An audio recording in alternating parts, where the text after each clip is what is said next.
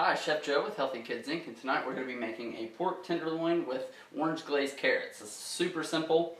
What we've done, we've got our pork tenderloin in here. If there's any excess fat or what we call silver skin, the little thin layer of shiny skin on the pork, all you have to do is kind of lift that up. It normally comes off naturally, or you can use a little paring knife to kind of trim that away. This one didn't have any of that, so the first thing we want to do is kind of season it up with a little bit of salt and pepper. We're going to use a little paprika, a little garlic, some oil. We've got some scallions, and we also have some rosemary.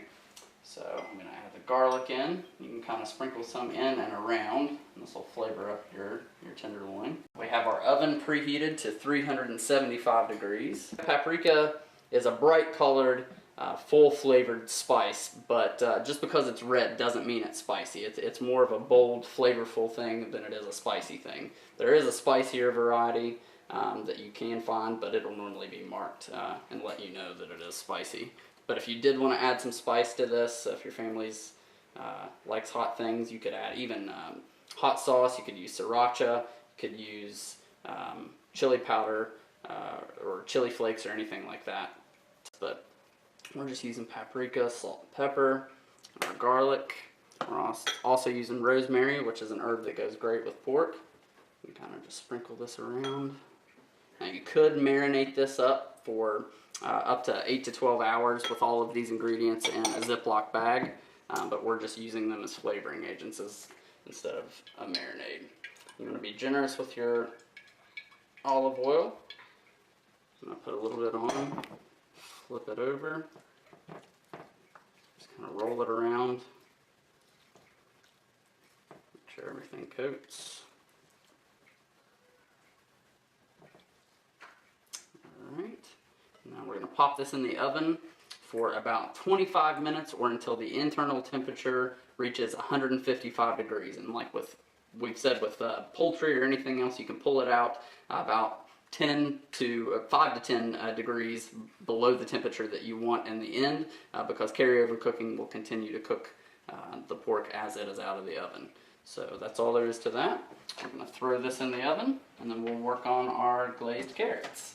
Alright, so now we're ready to glaze our carrots. So we have some orange juice here on the stove that we're actually going to cook our carrots in. So we've got it simmering. We're going to add our carrots in. I'm going to season this just a little bit. A little pepper, a little salt.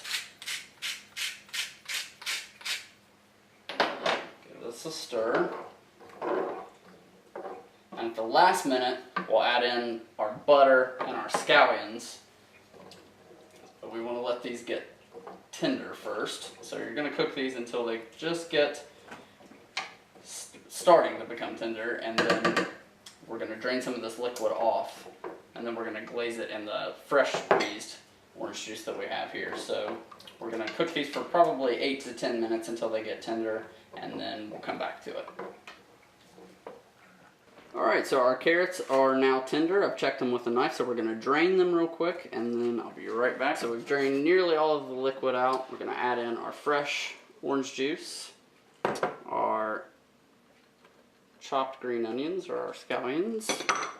We're going to add in our butter, and then we're going to let this cook down for just a few minutes. And this is the actual glazing of the carrots. So what we did before was cook them. Now we're glazing them. So we'll stir all this together.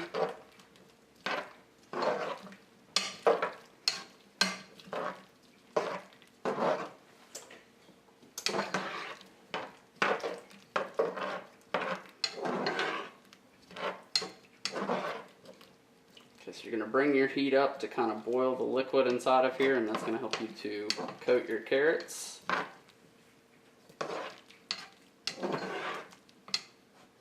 we'll give this just a couple more minutes.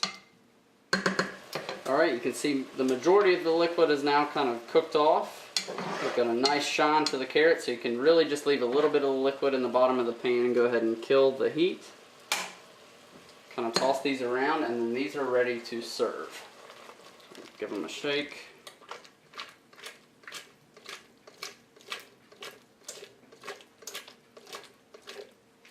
You can see the nice shine on the carrots.